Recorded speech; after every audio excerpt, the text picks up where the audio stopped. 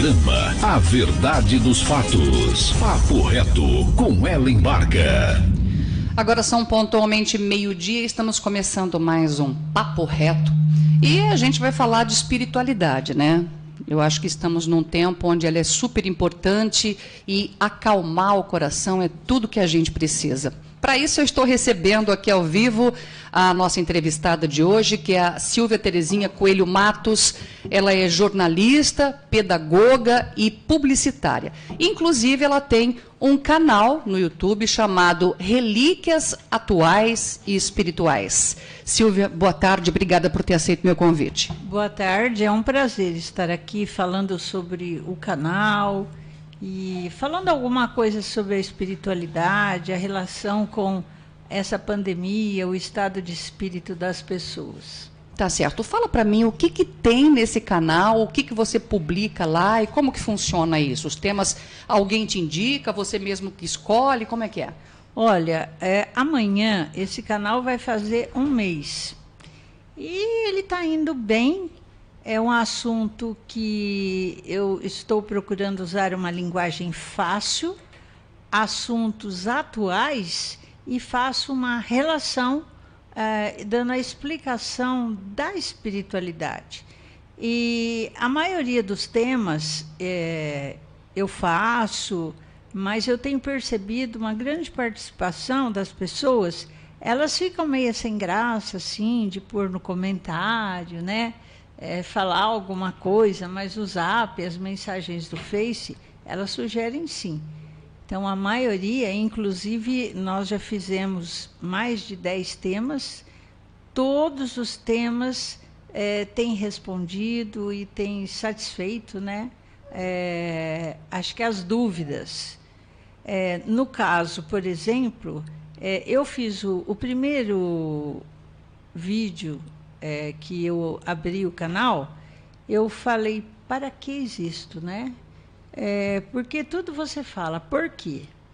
O que eu estou fazendo aqui, né? Por que eu? Por que fulano morreu? Por que foi assim? Por que foi assado? Só que eu parti de um contexto meu, né? Por que eu abri esse canal? Por que eu começo esse canal falando de mim? Porque eu nasci, Ellen, de uma família católica, né? Tanto que você viu o meu nome, né? Silvia Terezinha. Então, a minha mãe, ela fazia parte do movimento da igreja, eu era super carolinha.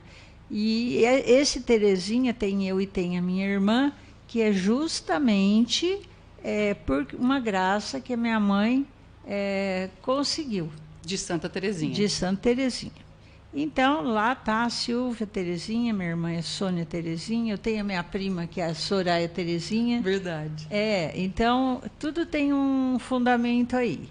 E aí eu explico muito bem quando as pessoas, às vezes eu vou em velório, converso com alguém, eu falo, para de fazer a pergunta por quê. Fala, para quê? Então, para que eu estou no canal? Para que essa pessoa veio aqui, viveu 10 anos, a outra viveu 50? Veio tudo lá de cima, proposto esse tempo de vida aqui. É que a gente chega aqui, a gente esquece tudo. Se a gente lembrar, você já pensou se eu lembrar que eu roubei, que eu matei? Eu não ia conseguir viver direitinho aqui, né? Essa evolução ela tem que ser natural, Ela né? tem que ser natural. Então, dentro desse questionamento para que existo, as pessoas começam assim, vibrar diferente, né? É mesmo, né? Para que eu existo? Para você ser uma pessoa melhor, principalmente esse momento que nós estamos vivendo, ser uma pessoa boa, parar de fazer crítica, comentário maldoso, principalmente nas redes sociais. Você tem vontade, muitas vezes, de falar mesmo, mas dá uma segurada, usa as palavras de uma outra forma, né? Porque as pessoas já entendem tudo errado mesmo, né? Já. A dificuldade de uma interpretação de texto é complicada, né? Não é? Então, e depois, o outro tema que está dentro do contexto das pandemias, que foi um vídeo... Quer dizer, eles estão lá, quem quiser entrar, Silvia Coelho, Relíquias Atuais e Espirituais, podem ver qualquer um desses vídeos. E esse está sendo muito bem visto, porque é o assunto da época, né? Que é as tragédias e mortes coletivas. Já aconteceu, por exemplo, as pessoas, elas não sabem dar uma explicação, mas elas ficam assim, ó. Eu já ouvi histórias e histórias, mas uma delas me marcou. O marido e a mulher estavam viajando juntos. Aí ela estava do lado da janela e ele do lado do passageiro, no ônibus.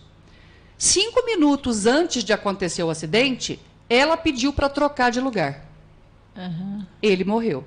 E aí a gente fica assim, só ele morreu. Então a gente fica assim, gente, mas como assim? Né? Será que era para ele morrer? Era destino? Estava marcado que aquele dia, aquela hora ele ia morrer, então de qualquer jeito ele ia morrer? É isso? É isso mesmo. Existe... porque como a gente não sabe quantas encarnações, as pessoas que estão em casa, às vezes têm dificuldade de entender essa história de encarnar e desencarnar. Com os meus estudos da Igreja Católica, depois eu não fui para o Espiritismo pelo amor, eu fui pela dor, pela perda, fui tentar entender isso também. Perdi um irmão, tragicamente, que bebedor de moto, no carnaval, foi terrível. E depois... A minha mediunidade, que desde os 9 anos me deixava doida, né? Eu via, eu ouvia, depois eu incorporava. Então, eu fui procurando entender melhor. E a espiritualidade é uma coisa muito legal, porque a doutrina de Kardec, ela não deixa você sem resposta. Bom, mas, Silvia, por exemplo, você que via, que ouvia, que incorporava, para você é fácil entender. Mas para as outras pessoas, eu, por exemplo, eu nunca ouvi nada, nunca vi nada, nunca incorporei nada, então fica tão estranho de acreditar. Fica estranho. A partir de um momento, por exemplo, você tem uma perda. Pesquisa. Por quê? Essa pessoa partiu assim bruscamente. Não foi por acaso. Ela que pediu que fosse assim. Você acha que quando essas pessoas reencarnam novamente, foram eles que pediram para vir, para tentar consertar os erros do passado, para evoluir e sabem exatamente que vão vir embora? Ou quando criança, ou quando adolescente, ou quando adulto, não sabe idoso? A hora. Não sabe a hora. Mas sabe que vai ter um prazo determinado. Então, quando eles saem, eles nem desligam daqui, eles já entenderam que era a hora. Entendeu? Quando a gente fala mortes coletivas e essas tragédias, você vê vulcão, areia não sei o quê, bicho não sei o que lá, quer dizer, a gente está vendo um monte de coisa, um mar uma hora vem muito para frente, outra hora ele vai muito para trás. Todas essas tragédias estão na Bíblia. Inclusive a pandemia? Eu vou mais além. Tem um vídeo muito famoso do Chico Xavier, de 1971, na rede Tupi, extinta Tupi. O Brasil parou. Eu assisti, né, a televisão branca e preta ruim naquela época, né? E eu tenho gravado. E eu estava vendo esses dias. Tudo isso está previsto. As tragédias iriam ser muitas, e uma coisa que o Chico Xavier frisou: a pandemia. Quer dizer, nós já tivemos várias pandemias lá para trás, mas que teríamos uma pandemia assim terrível, mas a gente ia conseguir, né? Não ia demorar, mas a gente ia tirar de letra. Então isso já estava previsto lá atrás. Mas foi o chinês que inventou o chinês foi o instrumento para fazer a caca, certo? Mas já estava prevista essa pandemia. Bom, então a gente deve entender que quem morreu por conta da pandemia é porque tinha que partir. É o que nós falamos, mortes coletivas. Por exemplo, o World Trade Center, não morreu um monte de gente da torre? Embrumadinho. Embrumadinho. Isso chama mortes coletivas, morre um monte de gente. Aquela boate no Rio Grande do Sul, já teve pessoas que morreram lá que já deu comunicação. eles já eram alemães, lá do Rio Grande do Sul, 2 ou 3 pessoas que morreram na fumaça daquela boate, eles falaram que eles eram alemães que matavam as pessoas sufocadas, né, na guerra, lá atrás, na época de Hitler. Então, eles voltam, juntam tudo aqueles alemães dentro daquela boate, morre tudo junto. Aí você fala, nossa, que loucura. Não, não é. Eles tinham, eles não fizeram maldade para um monte de gente. Então, eles têm que voltar e passar pela mesma provação. Por isso que as mortes coletivas é sempre assim, bastante gente junto. Tem um motivo lá atrás explicando por quê. Certo. Um dos assuntos que você toca aqui também é a questão do tipos de casamento. O que isso tem a ver com espiritualidade? Tem tudo. Tem tudo. Você acha que você chega aqui e olha para os olhos azuis? Não. Está tudo estabelecido. Então, eu até anotei aqui, porque eu acho assim apaixonante. Esse vídeo também está lá no YouTube. E são vídeos assim que as pessoas têm visto. Então, nós temos o casamento acidental, eu vou explicar, provacional, sacrificial, afins e transcendente. Qual é o acidental? Acidental, aquele casamento que a gente está vendo muito acontecer, você sai, fica com a pessoa, de repente, vamos morar junto, ou às vezes uma gravidez, não teve amor, não teve simpatia, não teve antipatia, não teve nada. Você acha que teve só desejo. Você acha que esse casamento vai dar certo? Sem respeito, sem cumplicidade, sem amor, então, é difícil. Então, o nome é perfeito, casamento acidental. O casamento provacional, Ellen, é o casamento de 90% das pessoas aqui na Terra. O meu, o seu, todo mundo. Por que casamento provacional? Porque a gente já teve alguma experiência com esse parceiro, não deu certo, então a gente combina, fala, vamos tentar melhorar essa situação. Chega aqui, se eu era uma pessoa que eu apanhava, brigava, e eu chego aqui, tanto eu como ele, a gente é um casal mais calmo, a gente consegue passar essa prova. Mas muitas vezes a história se repete. Você não está vendo um monte de casal que dá facada, mata, coisas horrorosas. Então, se você consegue passar esse casamento de prova, você não é heroína. Você cumpriu aquilo que para você ser uma pessoa melhor. Não, e um detalhe também, né? Quem era homem e batia na mulher, espancava ou matou, pode vir como mulher para sentir isso, né? Exatamente. Então, o casamento provacional, a maioria, Deus, ele não aceita que você fala assim, nossa, ela vai ficar apanhando até quando, né? Então, muitas vezes, fala assim, meu casamento é provacional, eu não vou largar, senão eu quebro a minha prova, eu vou ter que voltar de novo. Não, peraí. Deus permitiu a sua prova, mas isso aí não. Então, nesse caso, vai separar, vai largar, vai divorciar. Tudo bem, volta e começa outra história uma outra vez, né? Porque às vezes as pessoas criticam, falam você não cumpriu sua prova.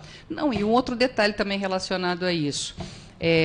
Quando a gente se depara com alguém com um sofrimento muito grande, sempre eu ouço alguém falar assim, com certeza, filho, isso aí aprontou no passado, em outra vida, está aqui pagando, viu? Agora, qual que deve ser, então, diante desse pensamento espírita, a nossa reação? A gente deve ajudar essa pessoa, né? Por exemplo, confortá-la, fazer o que for possível para que ela passe por essa situação da forma mais amena possível, correndo o risco até de ser uma vítima dela, que a gente sabe que isso acontece. Ela foi dar a mão pro cara, lá o cara me puxou pro buraco junto com ele. Ou a gente deve deixar lá, passar reto e falar, se virem, problema seu. No caso do casamento, cada um. Cada um. tá? Não adianta, porque uma atitude, às vezes, boa sua, ela pode te achar ser que você ainda é culpada de outras coisas que vão poder acontecer mais tarde. Certo, mas é por Certo. isso que existe o livre-arbítrio, né? Exatamente. Aí nós temos o casamento sacrificial, né? É o cara, o homem ou a mulher, inteligentíssimos, cultos, né? E a mulher, no caso, também é um casal 10. Só que o cara ele é evoluído intelectualmente, mas moralmente é aquele cara, né? Mulherengo. Então, aí você fala, bom, eu vou aguentar, eu gosto dele, eu vou aguentar, eu gosto dele, entendeu? Ah, tá. Então você faz esse sacrifício para ficar perto da pessoa. Se você quiser. Sim. Você não é obrigado. Aí nós temos o casamento afins. Esse aí, bem, só a gente precisa viver mais uns 100 anos e voltar, que são o casamento de almas afins. Um olha para o outro assim, ai, que lindo, maravilhoso. E continuam até o fim juntos. E às vezes a gente vê um casal ou outro. E o casamento transcendente, que a gente dá o exemplo do próprio Allan Kardec, né, que é a esposa dele, a Lívia, se ela não tivesse ajudado, tido paciência, eles também não teriam ficado casados até o fim. É o encontro de almas iluminadas. Isso ainda existe aqui? Hã? Isso ainda existe por Sabe aqui? quando existe? Porque não é um casamento, eu caso com um hoje, na outra vida eu caso... Não, é sempre o mesmo marido, a mesma mulher, o mesmo marido, a mesma mulher. Olha só. Entendeu? Mas, por exemplo, e quando a mulher ou o homem passa por vários relacionamentos, vários casamentos, tem alguns que são bons, mas o amor acabou, tem outros que é puro sofrimento. Eu costumo dizer que nas relações que eu já tive, por exemplo, algumas me fizeram sofrer tanto, que me ensinaram, mas me deram uma lição que hoje eu utilizo no relacionamento atual, para não repetir o erro, né? Porque se eu continuo repetindo, porque a mulher fala assim, eu tenho o dedo podre. Não é que tem o dedo podre, se você continua fazendo a mesma coisa, como é que você quer mudança? Né? Então, mas esse é o casamento sacrificial. Esse é o sacrificial. Mas, por exemplo, se você teria que viver junto 3 anos, é 3 anos. Se for 10, é 10. Só que uma hora você vai ser feliz, né? Por quê? Porque você já sabe ver como tudo funciona, aquilo. né? Exatamente. Certo. Outro assunto, os casamentos acabaram, né? Acabaram. Aí tem um outro assunto que você fala também, que são móveis antigos e brechós de roupas têm energias? Pá burro. Ô, Ellen, quando você muda para uma casa, qual é a primeira providência? Pintar a casa. Isso, pintar, lavar, limpar. Por quê? Porque toda a energia nossa... Já pensou se aquela casa, o casal brigava, xingava? Está tudo impregnado nas paredes. Por isso que às vezes você entra e você fala, gente, que ambiente horrível que tem essa casa. Né? Não me senti bem aqui. E não fique, porque você não vai aguentar ficar ali. Entendeu? Não bate, né? Então, essas energias impregnam assim, as paredes. Os móveis, eu, por exemplo, tenho muito móvel antigo, eu adoro. E o que eu faço? Está cheio de energia? Está cheio de energia. Só que cada móvel, cada utensílio, cada coisa antiga que eu adquiri, eu falava assim, eu não sei quem que foi o dono, eu não sei onde você está. Mas com certeza você gostava muito disso. Então fica onde você está, não precisa mais aqui ficar perto do teu móvel tomando conta. Porque se eu estou comprando é porque eu gostei do teu móvel. Pode ir embora. E vou cuidar bem dele. Exatamente, eu faço exatamente isso. E a mesma coisa com roupas de brechó. Porque lá tem roupas novas, até com etiqueta, roupas doadas, assim, porque a pessoa, né, engordou, emagreceu. E tem roupas de muitas pessoas falecidas. Né? Por exemplo, eu adoro brechó. Eu adoro lá, xeretar, ver, já fiz matéria, eu gosto. E se por um acaso amanhã eu adquirir uma peça, eu vou pensar e vibrar da mesma forma que os móveis. Então, quem tiver em casa, que adora um brechó... Não precisa inculcar com de isso, né? jeito nenhum. Lava bem lavadinho, faz uma oração ali. Isso. Agora, tem uma história que essa é real, quer dizer, real. Eu lembro que eu tinha uma sogra, né? Uma ex-sogra, é porque ela é viva ainda, e ela comprou um carro. E parece-me que o cara que morreu, ele era apaixonado pelo carro. Toda vez que ela ia entrar no carro, ela tinha a impressão de que tinha um homem de chapéu lá dentro. E aí ninguém acreditava, né? Ah, isso aí é bobeira, bobeira. Quando ela foi descobrir quem era o dono do carro que morreu, ele usava chapéu. Rapaz, nunca peguei nem carona lá. Não, era só ela pedir licença e pedir para ele se retirar, fazer igual estou falando dos móveis. Eu vou cuidar do seu carro, pode ir embora. Você não tem medo de espírito? Hoje não. Mas já teve? Ah, já tive. É porque é desconhecido, né? Você não sabe como lidar. Ô, Ellen, quando eu tinha 9 anos, eu falo nesse meu primeiro vídeo. Eu morava numa casa antiga e eu tinha para ir no banheiro, na cozinha, eu tinha que abrir uma porta enorme, tirar a correntinha. Ai, eu via tudo naquele corredor. E era só eu que via, então ninguém acreditava, achava que eu estava... Tanto é que no passado, né, quando as pessoas, mesmo crianças, homens, mulheres que tinham visões, eles eram taxados como bruxos e jogados numa fogueira para morrer devido ao não entendimento daquelas pessoas. Hoje ninguém joga numa fogueira, mas às vezes tem sim uma fogueira moral, né? Tem. Então, aí o outro assunto, né, que esse aqui é super legal também, que é a relação de simpatia e antipatia. Você bate o olho assim, né? Fala assim, não topo fulano de tal. Meu Deus, não me fez nada, não conheço, estou conhecendo agora. Não aconteceu já com você? Já, nunca vi nem mais gordo, nem mais magro. Você olha e fala, nossa senhora, que cara chato. E acontece... Mas já fez alguma coisa para você? Não, mas então porque ele é chato? Ah, sei lá. Então, mas acontece também com pessoas simpáticas, né? Verdade, verdade. Nossa, então, por isso que a gente fala. Tem pessoas... que foram mesmo da nossa família, foram até... Por que às vezes uma pessoa da nossa família a gente não suporta? Ai, aquela tia fofoqueira, que não sei o que... Não é? Então, são pessoas que sempre foram antipáticas até em outra vida. E a simpática porque foram famílias, aquela amiga, né, que a gente... Que é mais do que irmã, né? Não é que é mais, ela já foi tua irmã mesmo. Entendeu? Agora, como fazer para resolver isso? Eu já tive vários problemas assim. Simplesmente, meu Deus, a pessoa não me fez nada. Vou descobrir qualidades nela, vou rezar para ela.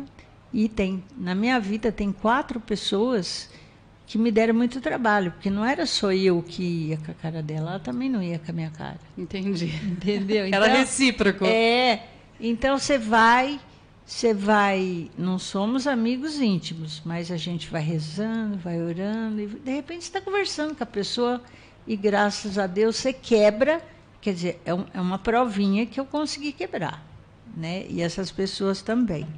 Então, agora o legal é que você pode ter certeza que essas amigas muito íntimas nossas foram nossas irmãs mesmo. Olha só. E aquela irmã ou irmão, às vezes, que está na sua casa ali, não, era uma pessoa que não era da família e foi ali por alguma prova e por algum motivo, sabe, fala um negócio, você já discute, né? Você não tem muita paciência com a pessoa? Não, nenhuma.